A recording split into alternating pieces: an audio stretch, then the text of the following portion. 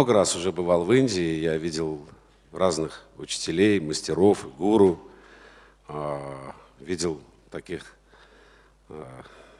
гуру, на которых надет ювелирный магазин, видел гуру, обернутых в мешковину или вообще без одежды, садху, святых. И когда мы приехали к Раджешу, в фонд Кришнамурти, я увидел вот человека очень просто одетого, очень скромного. И, ну, скорее он мне напомнил, может быть, школьного учителя, вот что-то такое. Только потом я что-то слышал, но только потом я узнал, что это один из любимых учителей, одного из любимых мной философов, величайших философов 20 века, и, может быть, не только 20 века, Джидды Кришнамурти. И он провел с ним много лет вместе, он бродил с ним по Индии и впитал в себя мудрость Кришнамурти и необычность его подхода к вселенским проблемам, к жизни. Но вот там во время этой встречи у него дома, недалеко от Варанаси, со мной произошло что-то необъяснимое. Потому что, несмотря вот на всю кажущуюся простоту и этого человека, и обстановки там, когда я стал спрашивать его о том, что у меня болит, и показывать, где у меня болит, потому что это не сердце, это вот что-то, какое-то другое место в груди. И стал говорить, что я боюсь смерти, что меня преследует страх смерти. Ну, наверное, в каком-то возрасте или в каком-то состоянии духа это обостряется. И спросил его, что делать. И Раджеш сказал, что для того, чтобы избавиться от страха смерти, надо умереть. И потом через паузу он сказал: так вот я предлагаю тебе, умри сейчас. И что-то, какие-то невероятные были энергии, невероятное что-то такое происходило со мной. Это не был гипноз, это не было что-то вот специальное, какое-то организованное дело. Но я действительно вот на какое-то время умер. Я вот уже рассказывал об этом на своем семинаре, когда показывал выдержки из своего фильма «В поисках гуру», где Раджеш Далал один из главных героев. И это вот первое чудо, которое со мной произошло, и которое я помню до сих пор, и когда я вспоминаю, у меня просто вот, как говорят у нас, мурашки по коже бегут, когда я вспоминаю вот это свое состояние вот этой мгновенной смерти. И потом, когда я очнулся, или как бы очнулся, я совершенно по-другому увидел мир. Я по-другому, в других красках, в другом духовном состоянии.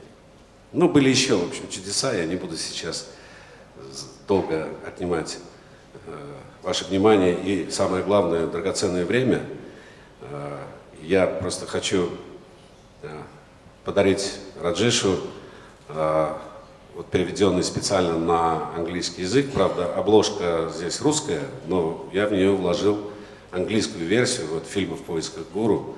И вот я хочу подарить ему этот диск и свою огромную благодарность и часть своей души. И прошу вас вот поприветствовать его и выйти на сцену.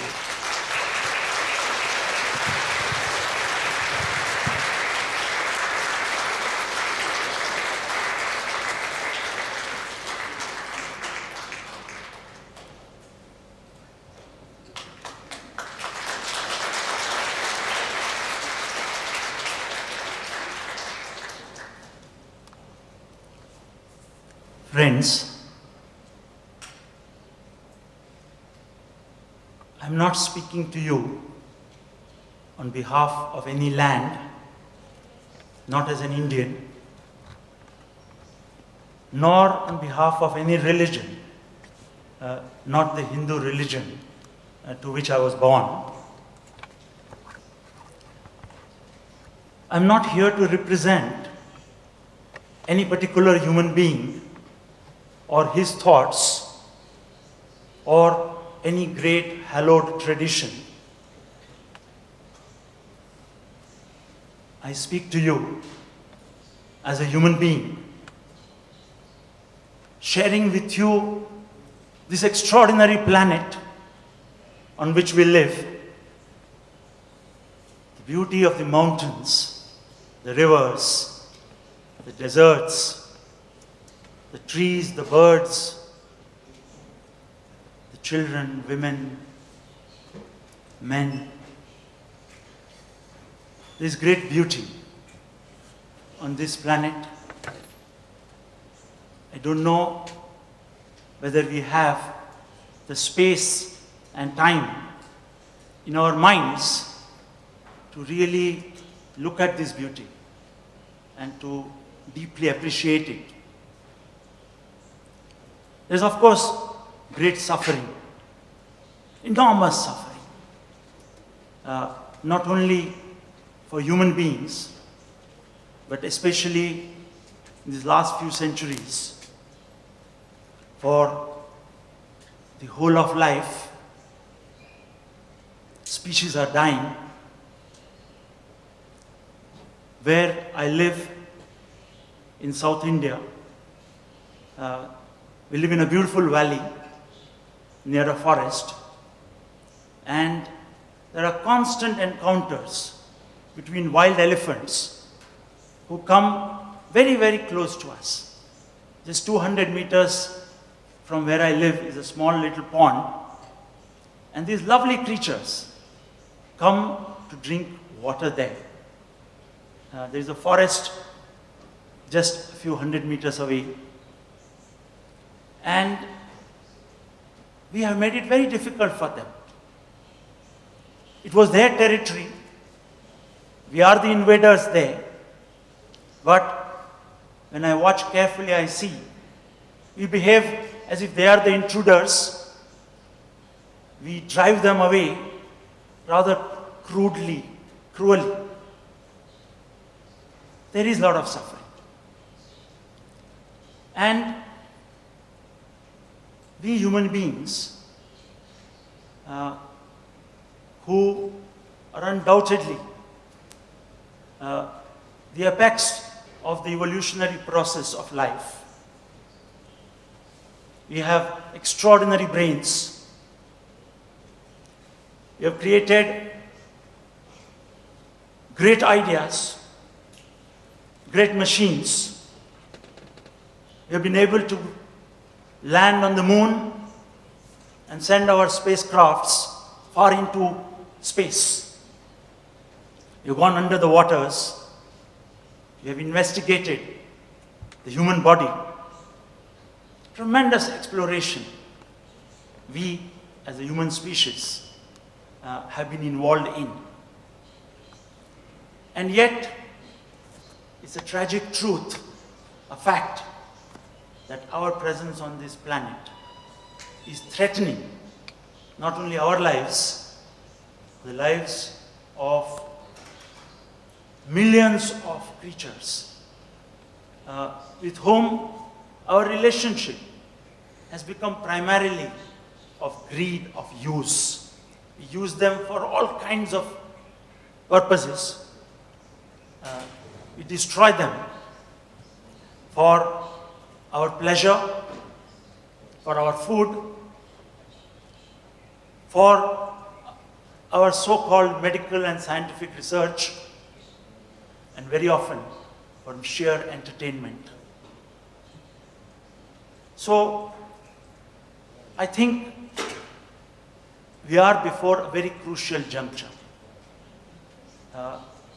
We are not only destroying the animals, we are actually involved in a rape of this planet, which has been like a mother to us. I am not a prophet of doom. I'm not speaking in a pessimistic manner. When one is facing a house which is burning, you can't be pessimistic or optimistic. You must face the fact directly, because our house is burning and there is a crisis before us. I'm aware that in this conference are sitting people who have given a lot of thought to these issues. The crisis is not something very new to us, but as you are very aware, we get lost and absorbed in a small particular thing in our life, and I thought it would be good if we could watch a small video clip. It's only about 7-8 minutes, and remind ourselves of what our world has been and what we are doing to it, what we have done to it. At the end of this video, I have made certain observations. Some of these observations, if you directly perceive with a mind which is not holding on to your ideas and to your opinions, you may actually discover an immediate liberation. But very often we listen to things with prejudice, with our fear, with our desires and our expectations, in which case some of the observations that have been made might even disturb you. So please listen to not only what I am saying throughout this talk, I hope you will also listen to what is happening within you. And also listen, if we can, to the silence of this hall, so that we are deeply listening and not just in a world of ideas, just thinking, arguing, agreeing, disagreeing. That kind of a mindset, if you bring to this talk, I'm afraid you will miss something of immense value, which is there in the simple act of observing and listening. I'm not a scholar. I'm not a professional. I'm not an expert on human existence. I'm a human being like you all. And I haven't, of course, I've read a number of books. I'm a fairly literate man. But I doubt if any book, any person, any movement, any organized activity is really going to meet this crisis. But there is one book which I have read very, very carefully. I love that book. It's a book which nobody can take away from me.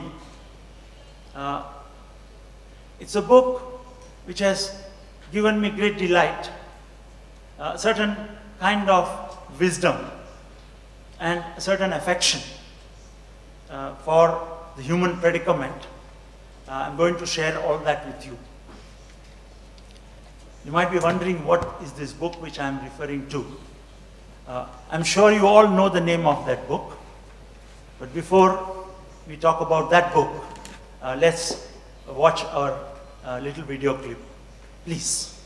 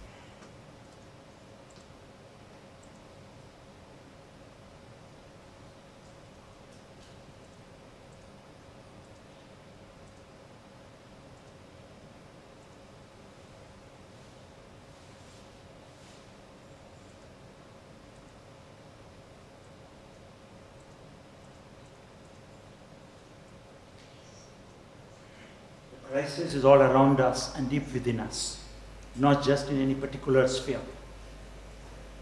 Through our incredibly widening knowledge, I'm afraid it's faster than my voice,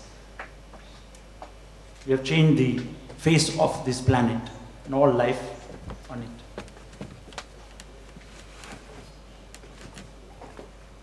This is an important thing we need to understand.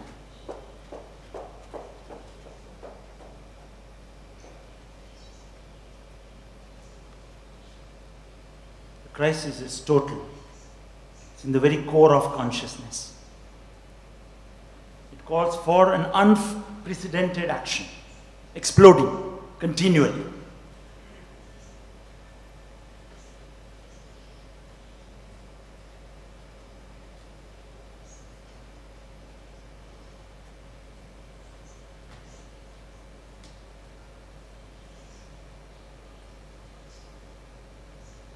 Thank you.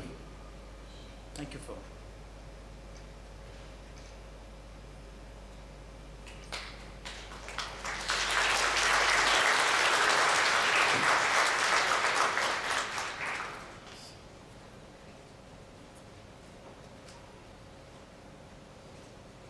Is the crisis out there in what is happening? Normally we believe that crisis is out there, but that is only the manifestation of the crisis. Like a human being who has boils all over, keep on arising at some part of the skin. Yes, something is not right, the skin is showing it, but if you just keep treating the skin, you may treat one boil, another boil will surface somewhere else. Our response to this crisis is generally, normally, symptomatic. We respond to symptoms. A social crisis out there in some particular part of the planet, some economic crisis somewhere, environmental crisis which is visible now all over. We look at the psychological crisis of a particular human being who is going through a trauma, and so on, so on. Our responses are fragmented. They are partial. But the crisis is total. We need to understand the very root. What is producing these boils all over? Is our blood impure? Is there something in the very genetic structure that, as long as we don't alter that, these boils will continue to erupt? So, this evening, if we have reached a certain point in our inquiry, in our journey, where we realize that partial answers, though necessary, you can't wait for the total answer to emerge. You have to deal with what is before us. You have to meet the situation before us. So we are not speaking against or for anything. We are just looking together as friends, not trying to convince you of any particular thing. We are looking together at that. The fact is that our responses have been fragmentary. They have been partial. And these partial responses not only have not solved the problem, sometimes they become part of the problem. You can see that the environmental groups who are trying to solve the problem of the environment are battling other groups which are producing goods which are also necessary for human beings. We are religious groups, each having their own particular answer are either ignoring one another or we are battling one another. Very often the answer that we have, we get identified with our answer. We believe that's the only thing that's going to answer the problems facing mankind. And our answer, our identification, becomes a fundamentalist issue and a problem for the rest of mankind. So, is there an approach which is total, which is not partial? That's the question we need to find out together this evening. What do you say? Have you ever really asked this question? Or you have been contented with your particular ideas, opinions, traditions, religion, and therefore you have not the energy, you have not the inclination to ask a total question which demands a total response from oneself. Is it that we are totally lost in some cause we have identified and all our energies are going in furthering that cause, whatever it be? It may be social cause, it may be an economic cause, a political cause, a religious cause, a psychological cause. If we are so identified, I'm afraid we are not going to be able to travel together. We are not going to be able to really respond to this crisis from fullness of being.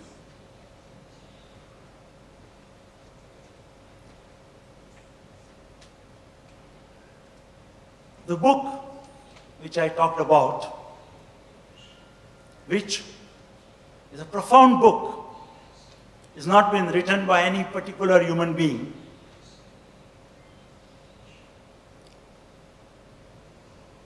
I'm sure you have guessed which book I'm talking about. It's not just a book which is with me, it's a book with all mankind. Each of us sitting here has that book. A remote tribal in Africa has the book. An Eskimo has the book. That book is within us. It's a book which is called I ?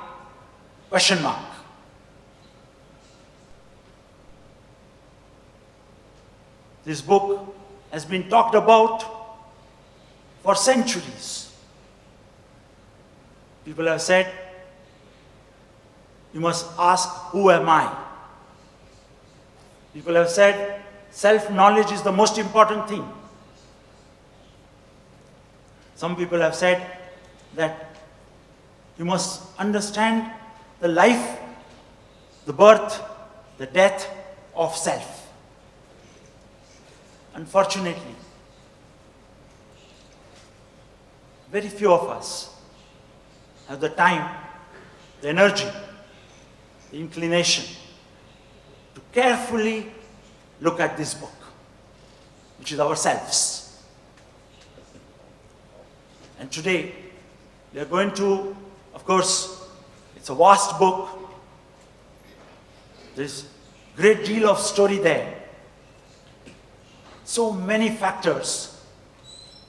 So surely we are not going to be able to read the whole book together in 40 minutes of our time. But let's open some of its chapters. Let's look at some of the factors that have created this self. The first important thing, if we are to read this book carefully, is we should not condemn this book. We should not judge this book. We should not call the self as something bad, something to be gotten rid of, though it may be a fact that self has created enormous problems. But like if you were a mother and you had a naughty child, the mother's relationship with her child is not of condemnation. There is an affection when you look at something without prejudice, without condemnation, without judgment. At the same time, if you have to read this book carefully, we must not justify this book. We must not justify the self. Can we read our inner book without justifying it, without condemning it? I hope we can do it for at least an hour this evening.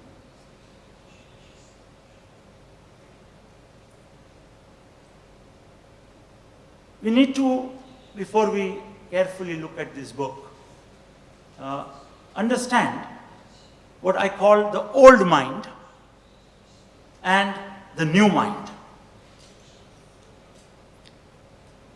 If we look at it through the old mind, I'm afraid we have been doing that for the last few thousands of years. It's not going to bring any radical transformation.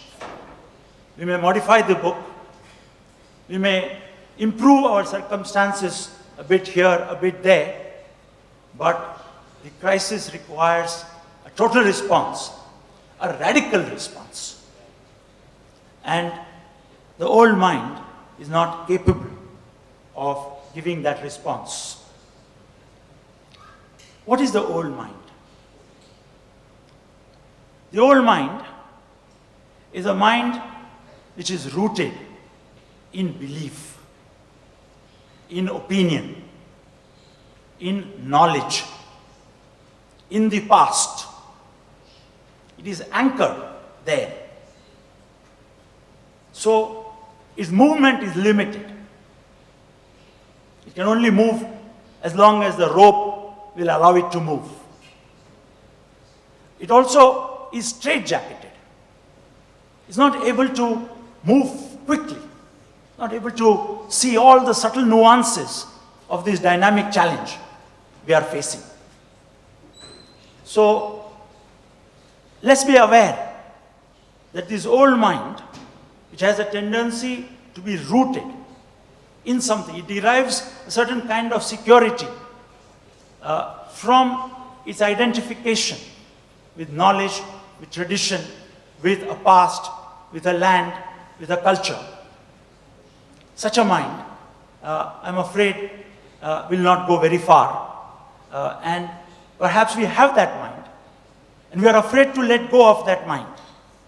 So we need to look at this fear itself, because this fear is part and parcel of the self. We are not condemning fear. We are not justifying fear. We are looking at fear with a new quality, which is objective, non-sentimental, and yet not intellectual, not theoretical. We are asking of ourselves, can we bring forth our highest response of seeing directly from our heart? I speak to you from my heart to your heart. I hope you respond to that, not with your prejudices, not with your fears, but let's together explore whatever is happening, because things are happening. And as you listen, things will happen. Reactions may arise, or some great peace may descend. What happens, why it happens, is all part of this exploration. The old mind is a mind which is seeking an escape from the crisis. Because crisis implies danger.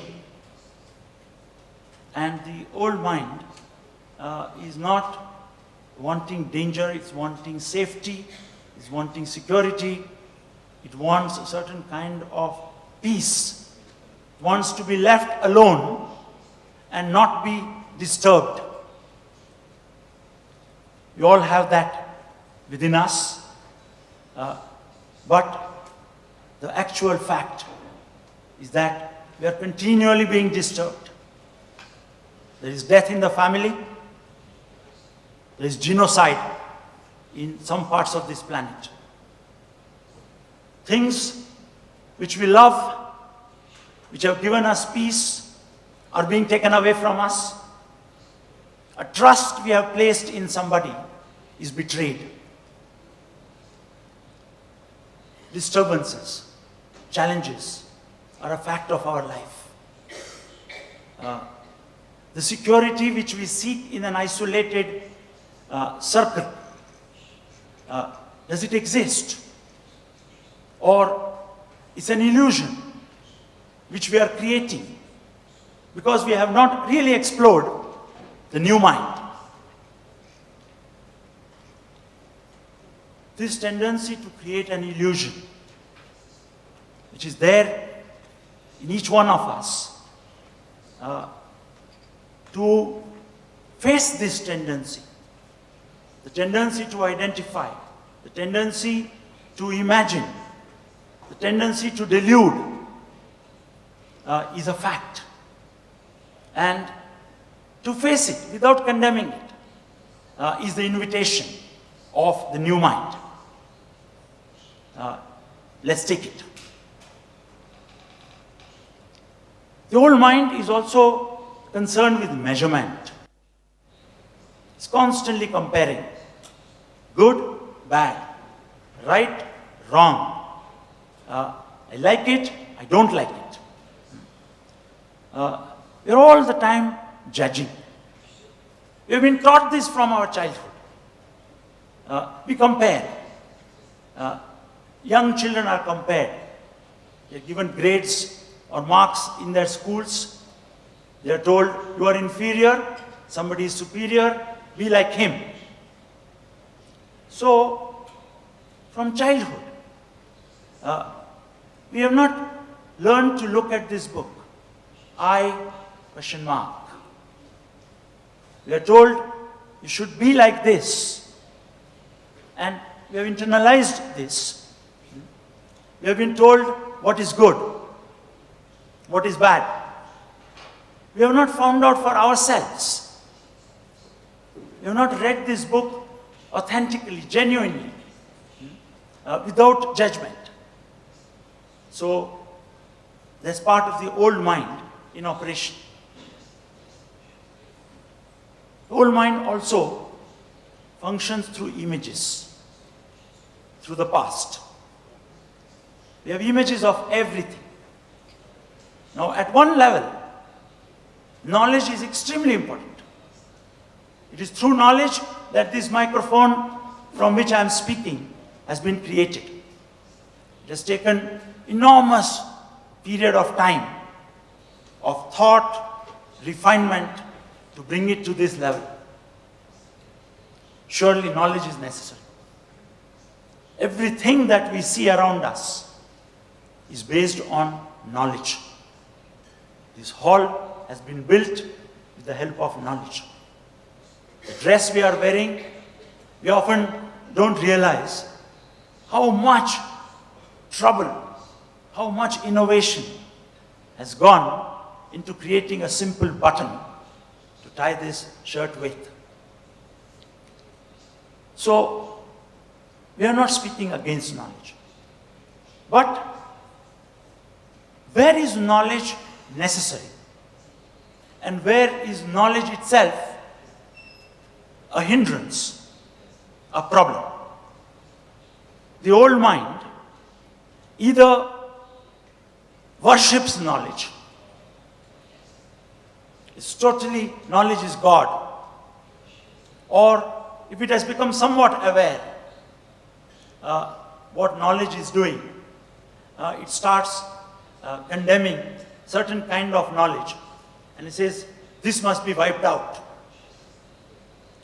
We need to develop a friendly relationship a curious relationship with knowledge. We are too familiar. We have used it so much. We use it so much. It's all the time with us that we don't really look at it. Is it necessary for me to form an image of my wife?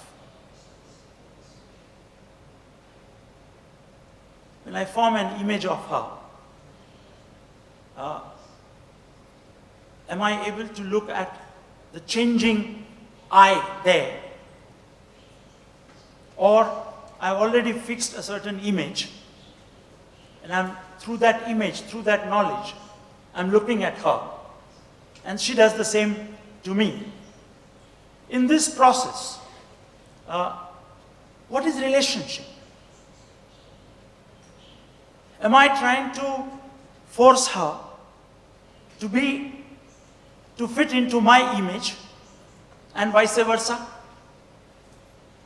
Where is love in this?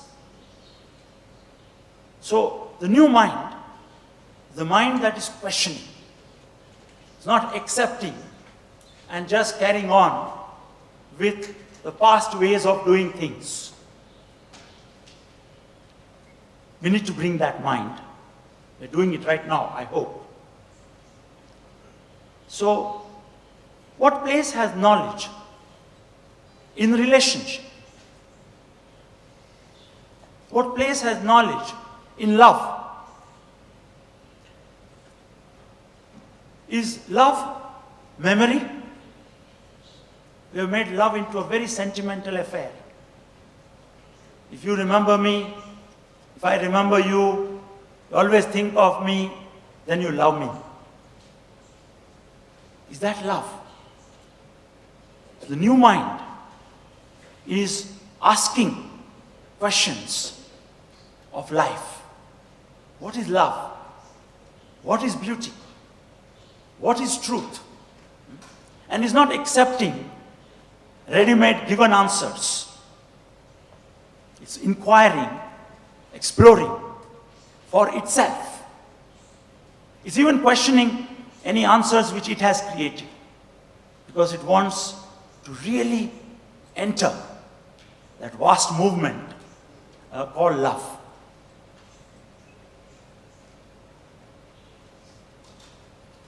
We need to see that fear is a very important factor of our life. We are afraid of countless things, aren't we? We may think we are much older, we are no longer children, and we have lots of psychological knowledge. We have certain position which we have acquired, which is giving us security. But go slow. Watch carefully. Aren't we clinging to these positions because we are afraid that life may shatter what we are holding? Aren't we desperately wanting to protect something? Isn't that itself fear? If we don't have fear, what is there to protect? We are protecting our image, we are protecting our bank balance, we are protecting a relationship which has given us comfort, which is gratifying. We are protecting. We are afraid when a friend who we love begins to love someone else. We go through great anxiety. And we go through traumas when somebody close to us dies. And we are afraid of that trauma. We don't want that to happen. We have never really faced fear. We have dodged fear. We have analyzed fear. We have created comforting ideas of death, because we don't really know what is death. Is death something to be known? Or death is the unknown? And knowledge can never ever meet death totally. When knowledge faces, when thought faces, that whatever it does to this extraordinary thing called death, it is only limiting life. Actually, life, eternal, and death go hand in hand. Watch any tree. Constantly, life and death are going together. Trees, leaves are dying, new leaves are being born. The human body, cells are dying, cells are being born. Without death, how can there be renewal? How can the new come into being without the death of the old? The old mind is wanting continuity. It wants to continue at all costs. Is that our struggle? We want to hang on, to hold on to whatever we have, whatever we know, whatever gives us what we call security, what we call comfort, what we call love. It's constant hanging on, the fear of losing, the fear of loneliness, the fear of facing the inner isolation, the fear of death. How long are we going to continue with this fear? Is it that we don't know how to explore? Our tendency has been, as we said, to run away, to judge, to consider fear like an enemy. But in that very process, we are creating a division within us. There is fear which is in me, and the entity which says fear is bad, I must end fear. And this division is our conflict. Similarly, we see outside. There is violence there, and I must end violence. Violence is both out there and in here. Why do we separate the inside from the outside? Why do we create this division, this divide? Why don't we see that fear is an integral whole thing? Of course, there is conscious fear, and there are unconscious fears. But consciousness itself is one whole. Consciousness is not the conscious separate from the unconscious. This very separation of the unconscious from the conscious, and not a true dialogue, a true relationship between the two, is part of our real problems. The unconscious mind, which is there as you are listening. I'm not talking merely to the conscious brain.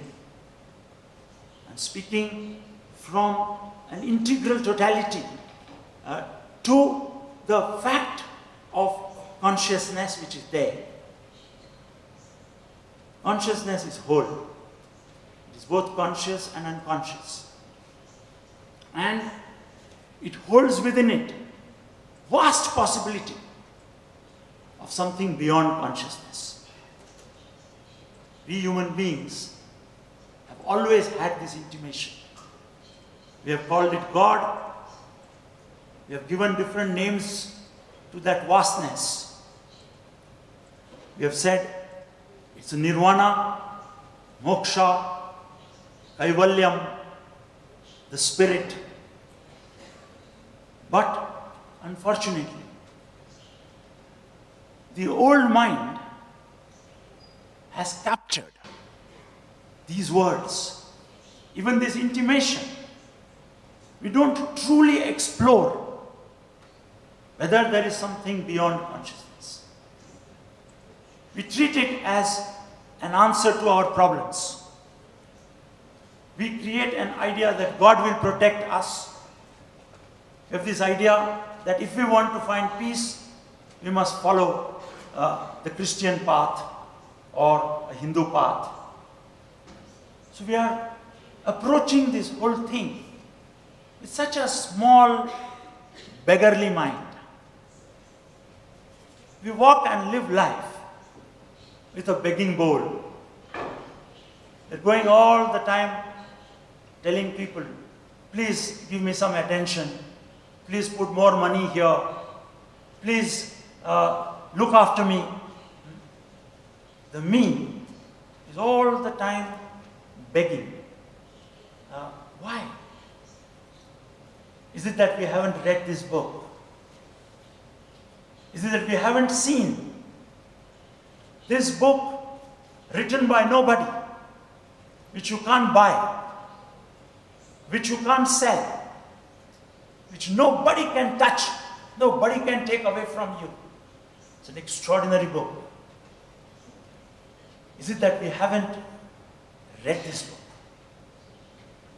Is it that we have got attached to a part of it, and like a man in a marvelous house, just living in one room, and locked himself in that room because he feels afraid of traveling through the left and right wings of the house?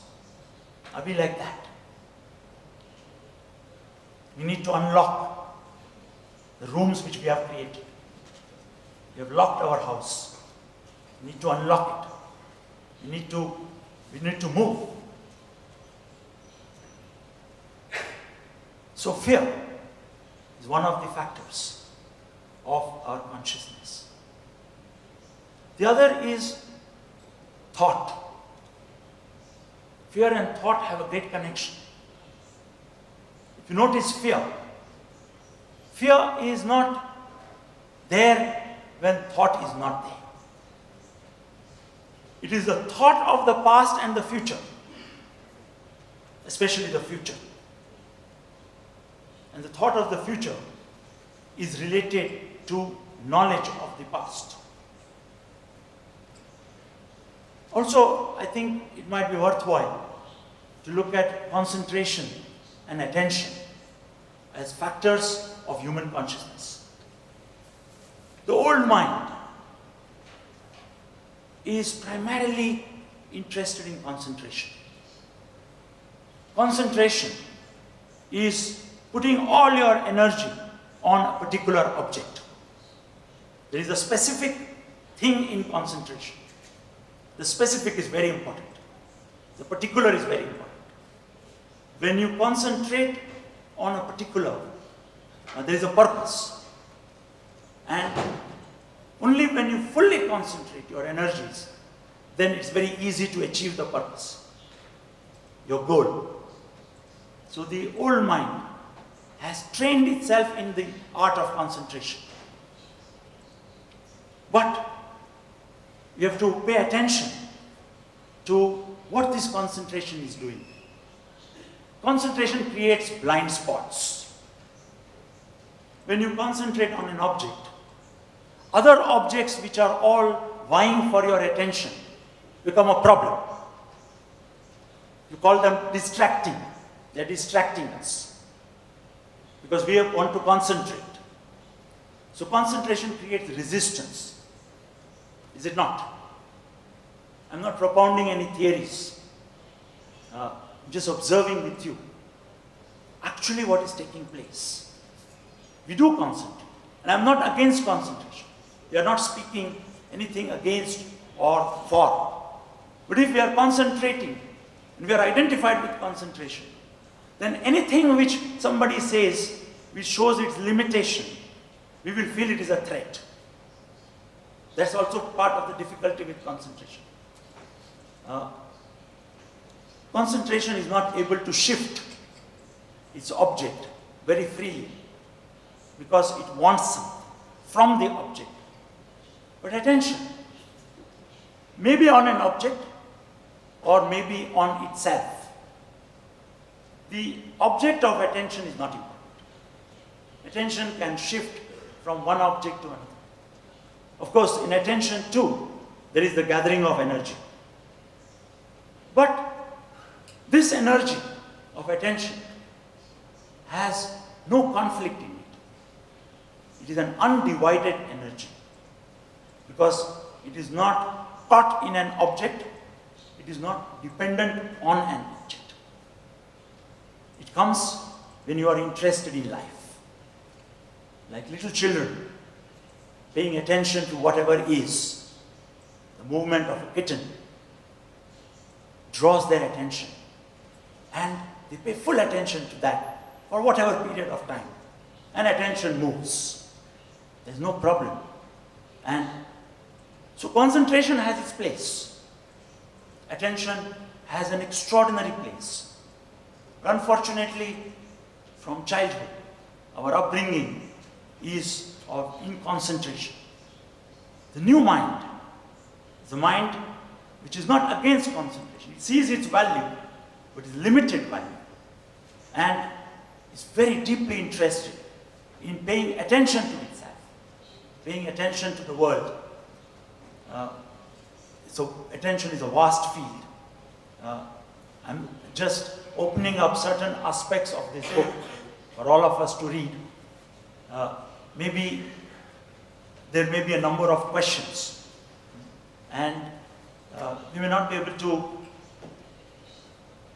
answer all these questions in this limited period of time. But surely we can keep these questions with us. And if some of you would like to meet me and explore together with me, not that I have the answers, I am some oracle who is going to answer your questions. It has no meaning. Somebody's answers has no meaning to our questions. If the question has vitality, it doesn't want an answer from somebody. We can think together. We can look at it together. But the looking, the thinking, the exploring has to be done by us as individuals. So rather than taking time and exploring many more other aspects of this book, which is what gives birth to the self, what is the life of the self, and what is death of the self. Is there something beyond the self? With this, I would like to invite you to raise any question you would like to, and let's listen to the question and see what the question itself implies, not the answer. The answer may be in the question. In looking at that question, if we can learn the art of looking, then the answer will unfold as the question unfolds. Thank you. Please.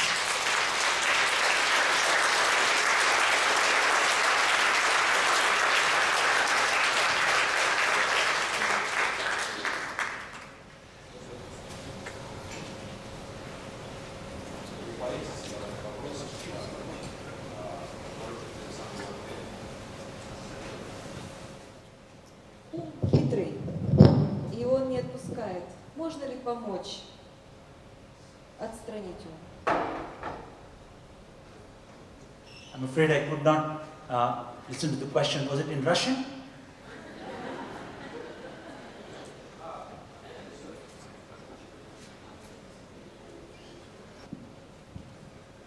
The question was, the mind is so profound, and some other things just about mind, and how to stop the mind. This is the main question of this lady. The question is how to solve the mind. The mind is so profound. Why do we want to solve the mind? Is the mind a problem? Why do we make the mind into a problem to be solved? The mind is there. And if you don't make it into a problem, it's a vital movement. What we need to learn is to look at the mind. And you can't look at the mind if you make the mind into a problem. Итак, почему мы должны говорить об уме как о том, с чем надо сражаться? Почему мы должны interpreter give you Yeah, that's exactly what I'm saying. Why do we want to treat the mind as a problem? Don't. It is there. And it holds enormous possibilities.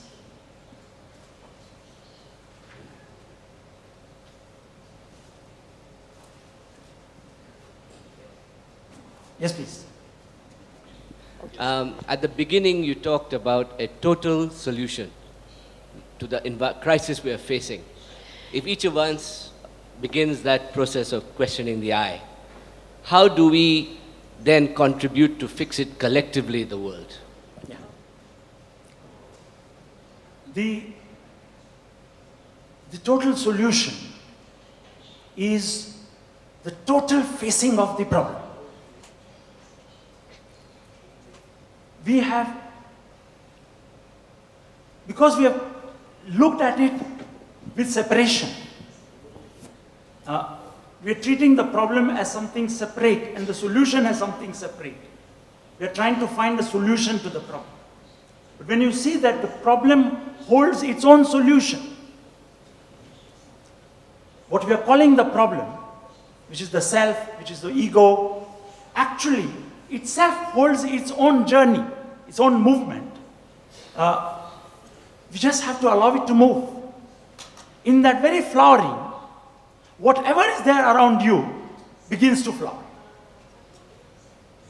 I don't know if I've communicated. And the sharing of that flowering, drawing the attention of the world, of the old mind, to look at it. Don't condemn the mind, including the old mind.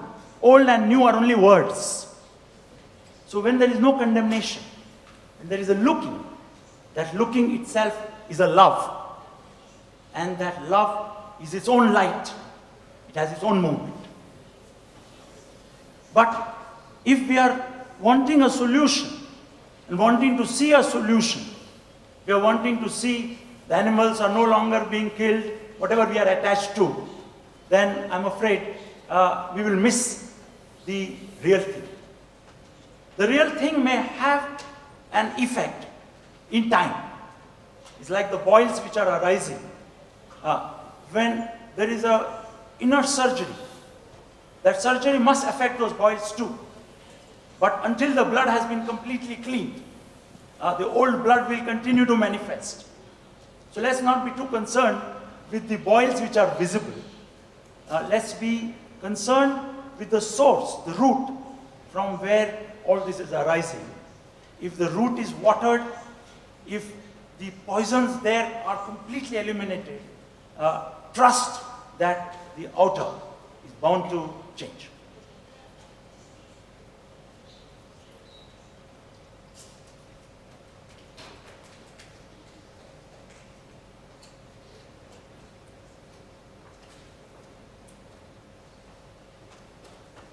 Could you tell us about your own experience in the killing of our old mind?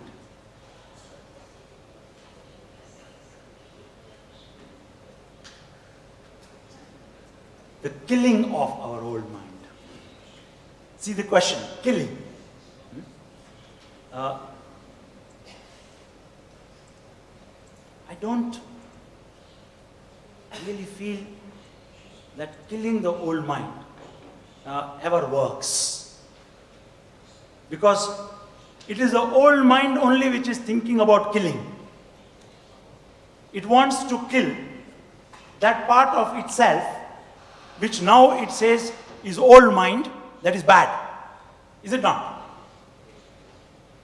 I would like to share with you my journey in learning how to observe the old mind. May I? But does it really matter how a particular individual did this journey?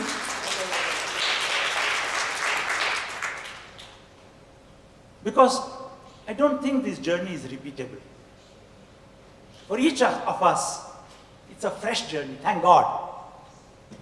It's not something that you can imitate and you can borrow. But we can learn what this journey is all about together. Not how did I manage to kill the old mind? I don't think you need to kill the old mind. I think when the old mind is looked at with love, with a new quality of mind, the old mind finds its right place. I would like to tell a small story which came to me once early in the morning. I'm sure you must have experienced that there is a time around 3, 4, maybe different times for different people. For me, it's around 3 o'clock, 4 o'clock in the morning. When I'm not fully awake, I'm not asleep, I'm not dreaming. I don't know what kind of state it is. And in that state, some kind of insights come, some questions come. A lot of my talk gets prepared for me in those states. And then I don't memorize them and I don't just repeat them, but they are there in some space from where it keeps emerging every time I speak. So this story once came to me. And each time I tell the story, I'm afraid it's a new story for me. So if some of you have heard the story before, you might suddenly say, oh, but this was not what you told us last time. And I think our time is somewhat limited. So with this story, I would like to end this evening's dialogue. And I hope that this will not be an end of the dialogue. It will be a deep beginning and a continuing dialogue with yourself and with people who are really interested in this, and with me, as long as you would like to travel. I would be delighted to journey in this issue together with you. So the story now. There is a mother who has a small boy, and this boy is very naughty. The boy is troubling the mother all the time. And the mother has tried everything to keep this boy quiet. The mother wants to enjoy life, she wants to go and meet her friends, she wants to go to a club, and she wants to read a book. She wants to do so many things, which she says is what life means to her. But this boy is troubling her, and she doesn't know what to do with the boy. She has put him before the TV, she has rewarded the boy in 1,000 different ways, given him chocolates, given him storybooks to read. For a moment, the boy is absorbed. For a moment, the boy is quiet, the mother is very happy. Now I can do what I want to do. Unfortunately, no. The moment she tries to do that, the boy again is noisy. The mother has tried to punish the boy. She has scolded the boy, she has abused the boy, she has locked him up at times. Only creates more noise. And the mother is at her wit's end. What to do with this boy? And at that juncture, a sage is passing by, a saint, a wise man. And he looks at the mother, and with compassion in his being, tells the mother, "Dear lady, have you ever tried to understand your boy?" And he just walks away. The mother says, "It's true. I've always tried to make this boy in my pattern. I don't know who this boy is.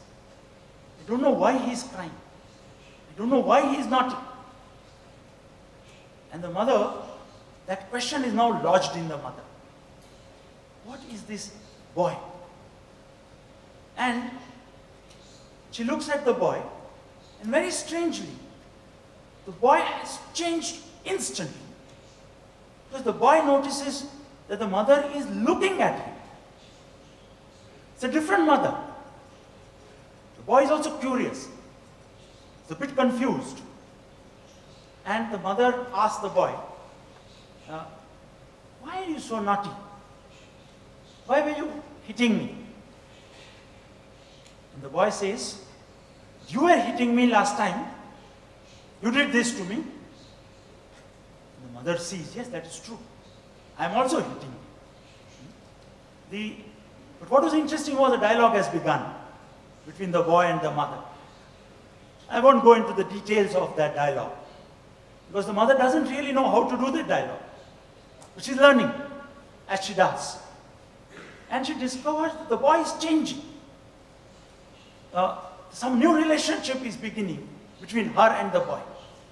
And as the dialogue moves, a point comes when the mother finds the boy far more interesting than her storybooks, far more interesting than her clubs, and she wants to spend more and more time with the boy.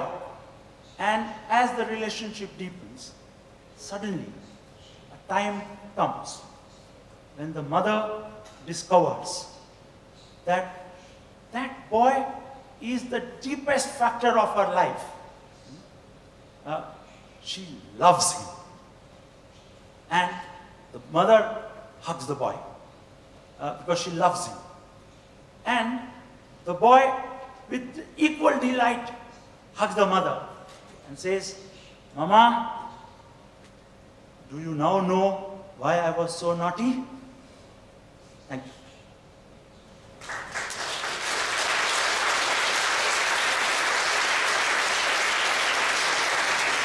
Спасибо от всех.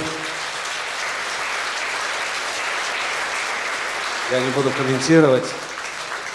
По-моему, все ясно. Спасибо. Спасибо.